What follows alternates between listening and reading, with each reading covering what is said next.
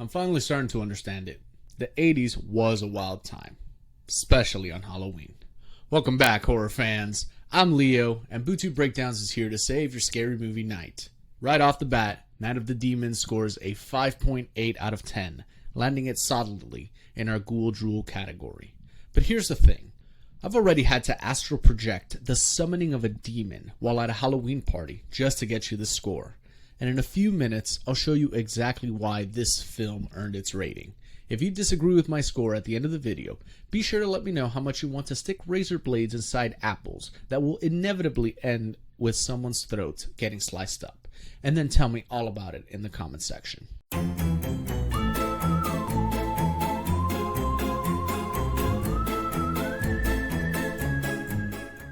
Night of the Demons follows a group of teens who throw a Halloween party at an abandoned funeral home with a history of violence and a conveniently vague demonic backstory.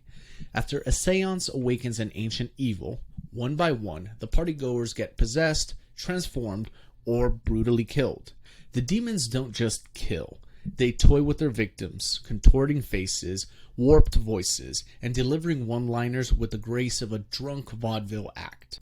It's pure 80s camp. Horny teens, gratuitous nudity, and gallons of fake blood soaked into latex and shoulder pads. The plot doesn't aim high, but it doesn't need to. It's just here to chew scenery and spit ectoplasm. Practical effects do the heavy lifting, and they do hold up better than they have any right to. It's a chaotic, low-budget, demonic slasher ride that knows exactly what it is and leans hard into it.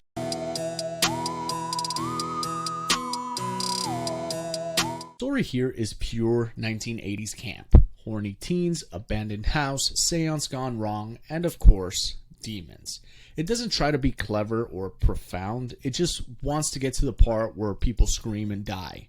And honestly, that's fine. It's the horror blueprint of the era, and Night of the Demons wears it proudly, like a blood-soaked varsity jacket.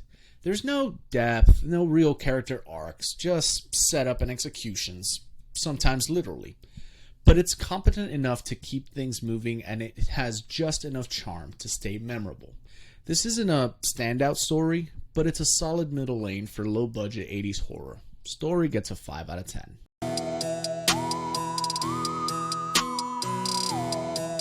The pacing here is exactly what you'd expect from a low-budget 80s horror flick. Awkward foreplay, clumsy setup, and then all hell breaks loose. The first act is a slow grind of bad jokes and worse flirting, and the sex scenes feel like someone just remembered they needed to hit a nudity quota. But once the demons show up, the film gets its act together fast. Kills start stacking, cuts tighten up, and suddenly it's a proper haunted house slaughterfest.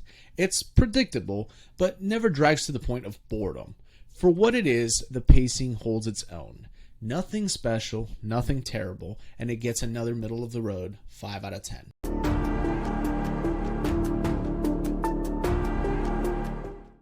Now this one's tricky to pin down. By today's standards, it's pure camp, silly dialogue, over-the-top acting, and enough cheese to cause lactose intolerance.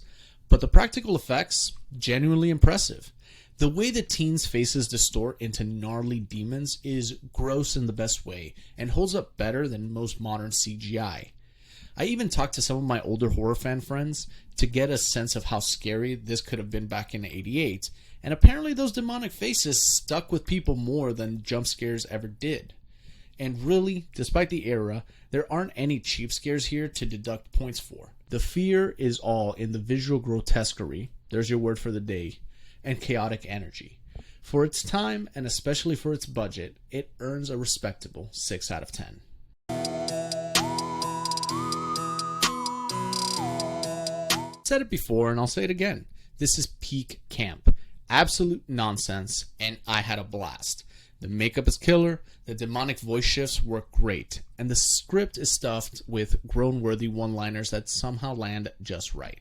One guy gets impaled, and the demon says he decided to stick around. Stupid? Yeah. Did I laugh? Also, yeah. You get a buffet of horror flavors. Possessions, body horror, slasher deaths, even a last-minute zombie gag. And yeah, if nothing else, extra points for all the nice titties you see on screen. Dated? Sure. But I already said it was the campiest of camps. Fun factor lands at a well-earned 8 out of 10.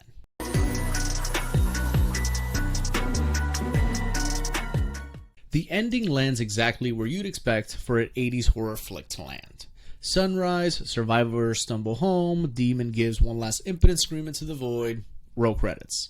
There's a fun little stinger at the end involving a razor blade and a slice of pie, tapping into the old urban legend of Halloween candy, which is a nice thematic nod.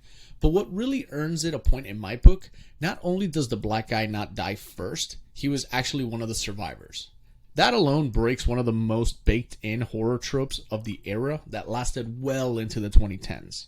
Aside from that, it's a perfectly average wrap-up for a movie of its kind. No big twists, no gut punches, just a clean exit. Ending gets a 5 out of 10. So that's Bootube Breakdowns' take on Night of the Demons. Averaging our score gives this movie a 5.8 out of 10, which places it in our Ghoul Drool category.